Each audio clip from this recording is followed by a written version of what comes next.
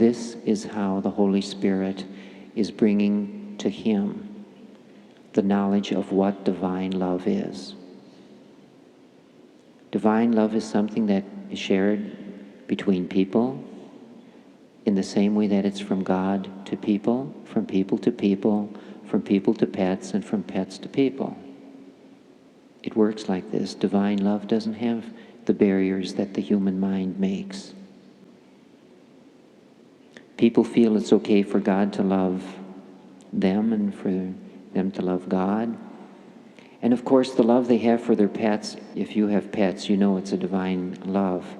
But other people who don't have pets and don't understand, they think, oh, well, pets are pets. You know, yeah, you like your pets, but you certainly would never call a person's love for a pet divine love. For a dog, for a cat? Are you kidding? For a bird? Divine love? God's love doesn't make divisions or separations like this, but the human mind does.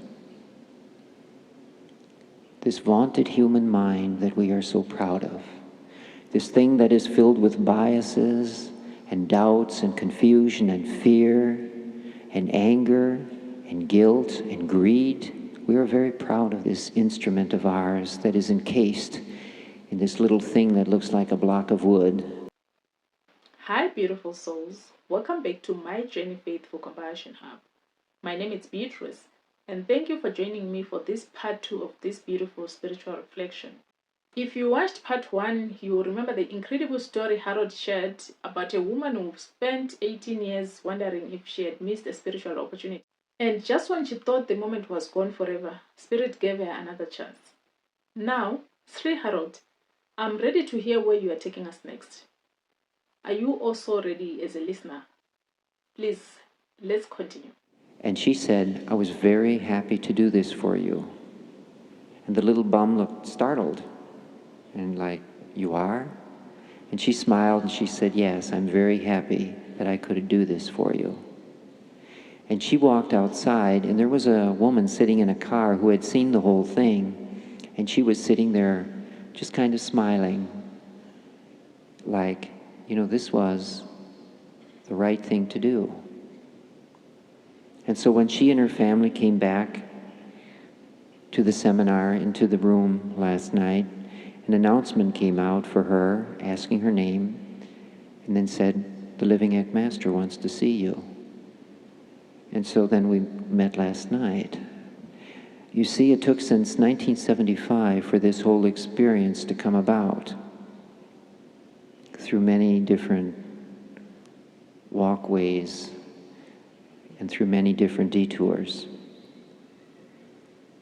Sometimes people feel that the ways of Spirit are random, or that there are no ways at all, that there is no system or method to the ways of God, or that the path of Ek is not true. Sri Harold, can we stop here? Because what moves me isn't that the Living Egg Master wants to see her. What moves me is everything that happened before that moment. The confusion, the wondering, the questions, the waiting. 18 years of carrying an experience that she never fully understood. And I think many of us can relate to that. Have you ever had something happen in your life that you couldn't even explain? A moment that stayed with you? A meeting that you never forgot?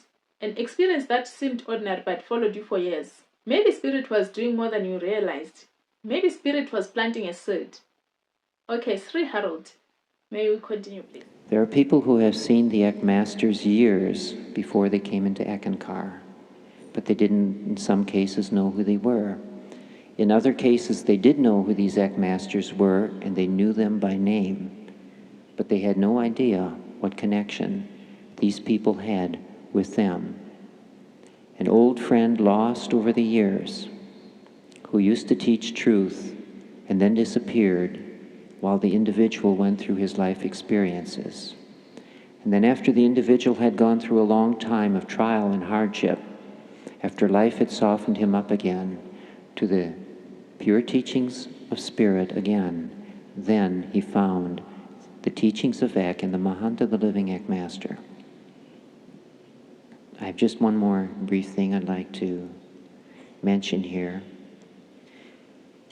We're speaking about the slow-burning love of God. Another initiate in Texas realized that in contemplation, in his spiritual exercises, one day he realized, he said, I really don't know much about divine love. And so he asked the Mahanta in contemplation, this inner side of myself, he said, show me divine love. Now, this is interesting because suddenly we are moving from a story about a stranger and a second chance to a conversation about divine love.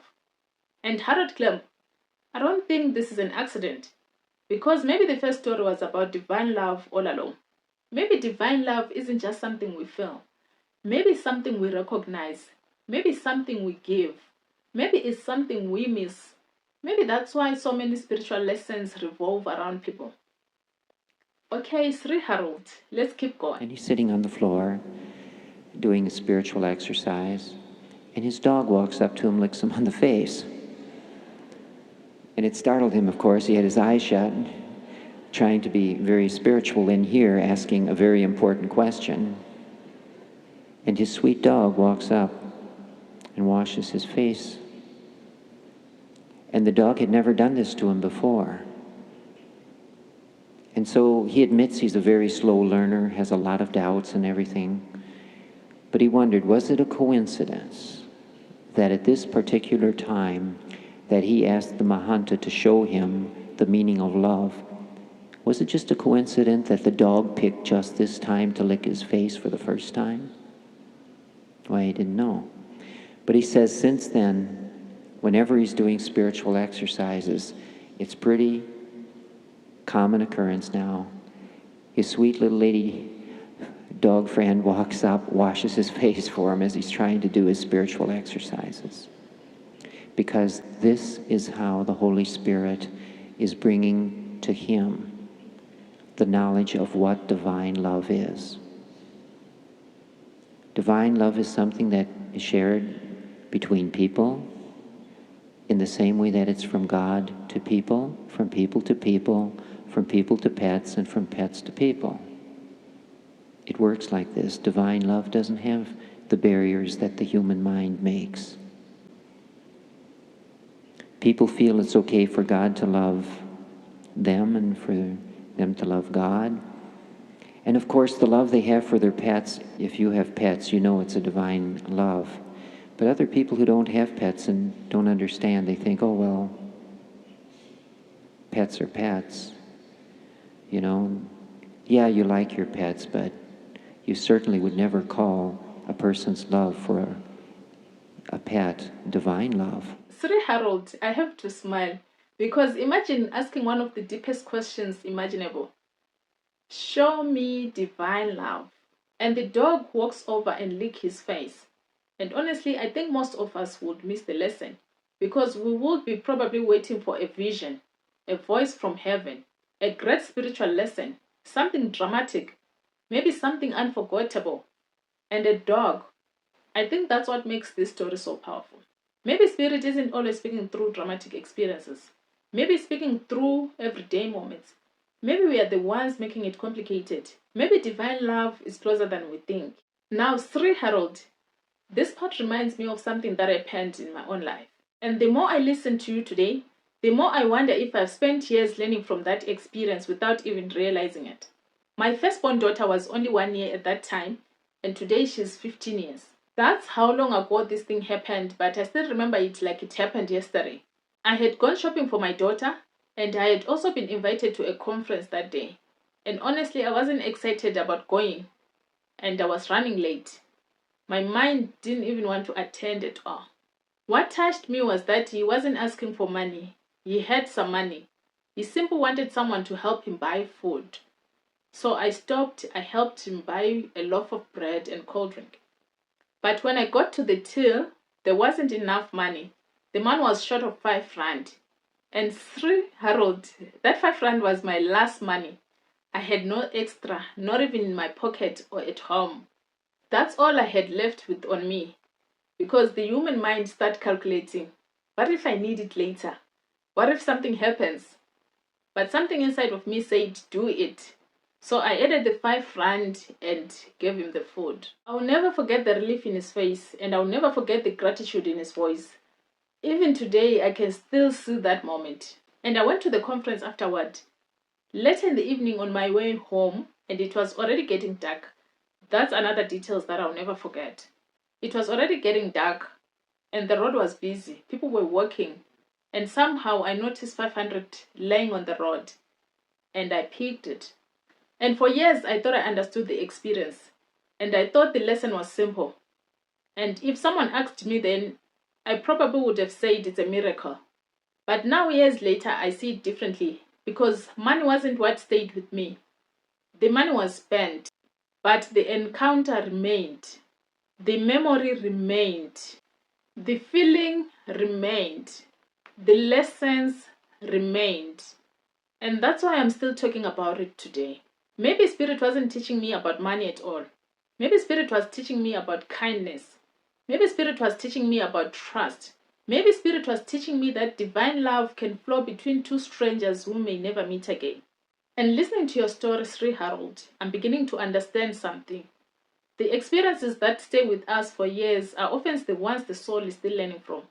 Not because we failed the lesson, but because the lesson is deeper than when we first realized. And what's interesting, Sri Harold, this lesson seemed to be following me.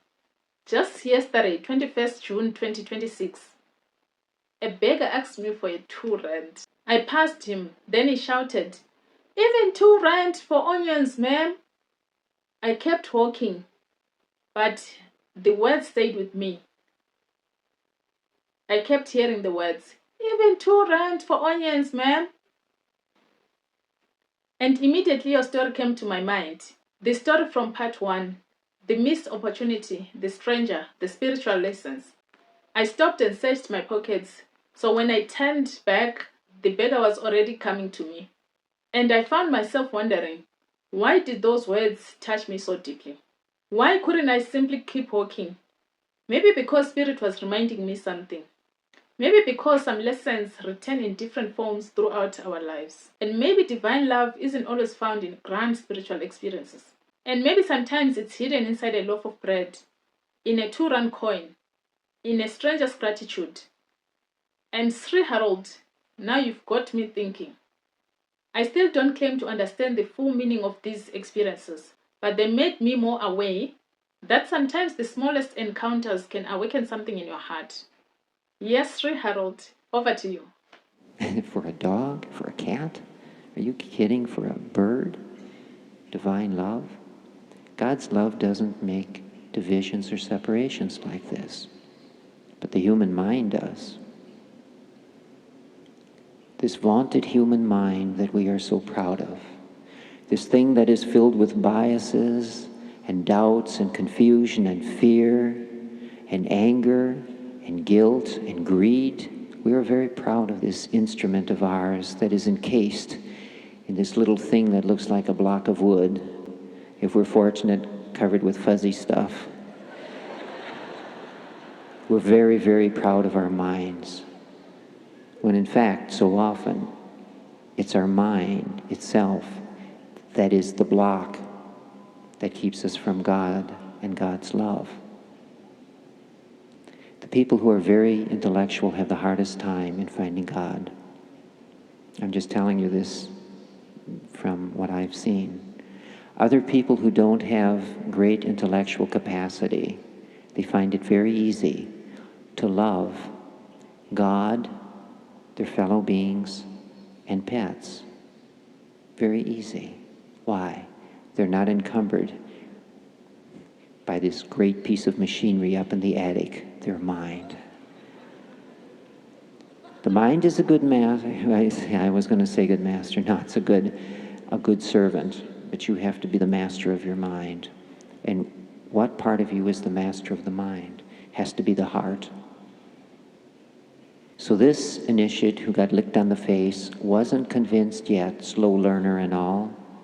So one day he's helping a friend clean up his yard, and there's soda cans in back, and a woman looks pretty much just maybe one cut above a bag lady. In other words, the female equivalent of a hobo in this case. There's a difference between bums and hobos. Hobos will work for their food. Bums, they just want the food. But this woman, she was like a bag lady, but she was willing to work. So she was collecting cans. She had a little dog with her. And her clothes were dirty. So this Eckist was in the backyard doing some other things, and he saw the little dog, and he talked kindly to it, called it over, and the dog came very carefully, sniffed at his hand, and soon he was petting the dog. And then the woman came over, and they talked a little bit about one thing or another. As they were about to leave, he looked into the woman's eyes, and he saw they were so clear and sincere. And he said, as a matter of fact, so were the dog's eyes. And then he realized that this woman had a special love for her dog, and the dog had a special love for her. And the woman said, "Thank you for being so kind to my dog." Because the woman loved the dog. And no one in society probably loved her except for the dog.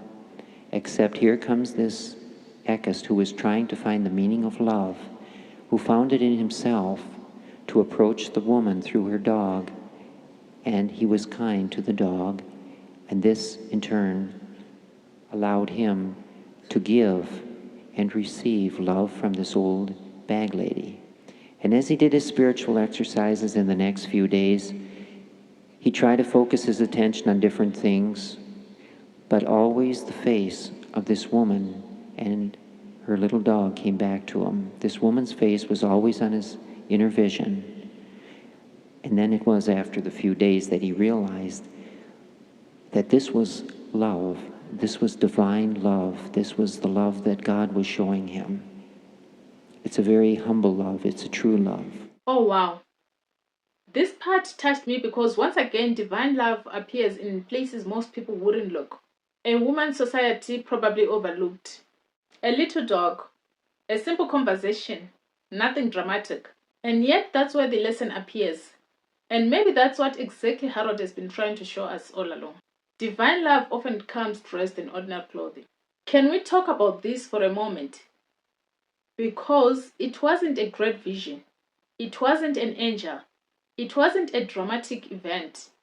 It was the face of an ordinary woman. Why? Because love has touched his heart. And once love touches the heart, the soul remembers. And that spoke to me because some of the people that leaves the deepest marks on our lives aren't the powerful ones, aren't the famous ones, or the celebrated ones. But somehow, we never forget them. Maybe because love leaves footprints on the soul. Don't look too high because you won't find it. Because the love of God is often very low where no one will look for it. And this is why so few people find it. So I would like to end this evening in this talk, The Slow Burning Love of God, and remind you that if times are hard for you in the day, try to spiritualize yourself by singing Hugh, but sing it with love for God. Because this will lift you and help you through and make you a better person in all ways and in all places for all beings. May the blessings be. Wow, Sri Harold, I think this is the heart of the entire talk. Don't look too high because you won't find it. Can we sit with that for a moment? Because I think many of us spend our lives looking for God in extraordinary places. The miracles, the visions, the dramatic signs. Meanwhile, God may be sitting quietly beside you. In a stranger, in a friend, in a child, in a pet, in an act of kindness, in a moment we almost overlooked. Maybe divine love isn't hiding from us. Maybe we are looking past it. Maybe it's been there all along. Maybe it's been showing up in our everyday lives, waiting for us to notice. As Harold brings this beautiful talk to a close, I found myself asking one question. Where am I looking for divine love? Am I looking so high that I'm missing what's in front of me? Am I overlooking the people Spirit has placed in my path? Am I recognizing the lessons hidden in ordinary moments? Because if this talk taught me anything, is that divine love often arrives quietly. Thank you, Sri Harold Klemp, for this beautiful reminder. And thank you, everyone, for watching today. Before you go, I would love to hear from you. Has there ever been a moment in your life that seemed ordinary at the time, but later you realized it carried a deep spiritual lesson? Share your experiences in the comments. Until next time, keep singing you, keep opening your heart, and keep spreading love. And remember, the love may be closer than you think. I love you all. May the blessings be.